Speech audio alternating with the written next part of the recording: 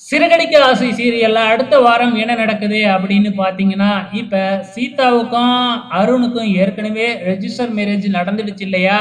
இப்ப நம்ம முத்துவே மனசு மாறி சீதாவுக்கும், அருணுக்கும் கல்யாணம் பண்ணிறலாம் அப்படின்னு சம்மதிச்சதுனால, இப்ப கல்யாணம் அளவுக்கு வந்துருச்சு. இப்ப கல்யாண மண்டபத்துல 2 பேருக்கும் கல்யாணம் நடக்க போகுது. இந்த சமயத்துல தான் வந்து பார்த்தீங்கன்னா, நம்ம முத்துவுக்கு ஒரு விஷயம் தெரிய வருது. அது என்ன விஷயம் அப்படின்னு பார்த்தீங்கன்னா, அருணுக்கு ஏற்கனவே கல்யாணம் ஆயிடுச்சு அப்படிங்கிற மாதிரி ஒரு நியூஸ் அரசல் புரசலா தெரிய வருது. முத்து ஏற்கனவே அருண் மேல கோவமா இருக்காப்ல இல்லையா?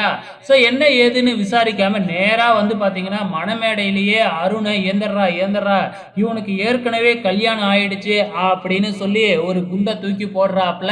எல்லாருக்குமே பயங்கர அதிர்ச்சியா இருக்கு. இதுக்கப்புறமும் உண்மைய மறைச்சா வந்து பார்த்தீங்கன்னா, அவ்வளோதான் அப்படின்னு சொல்லிட்டு அருண் வந்து எல்லா உண்மையுமே சொல்ல ஆரம்பிக்கிறாப்ல. ஆமா, எனக்கு ஏற்கனவே ரெஜிஸ்டர் மேரேஜ் நடந்துச்சு. ஆனா, அது சீதாவோட தான் நடந்துச்சு அப்படின்னு நடந்த விஷயத்த எல்லாமே வந்து அருண் அப்பவே சொல்லிடுறாரு.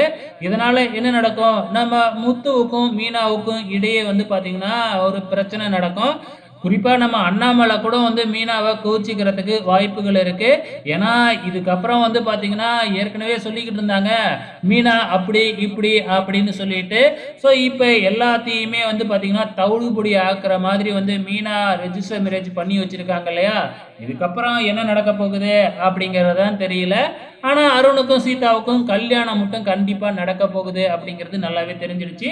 உங்களோட கமெண்ட்ஸ மறக்காம இந்த வீடியோ கீழ கமெண்ட் பண்ணுங்க.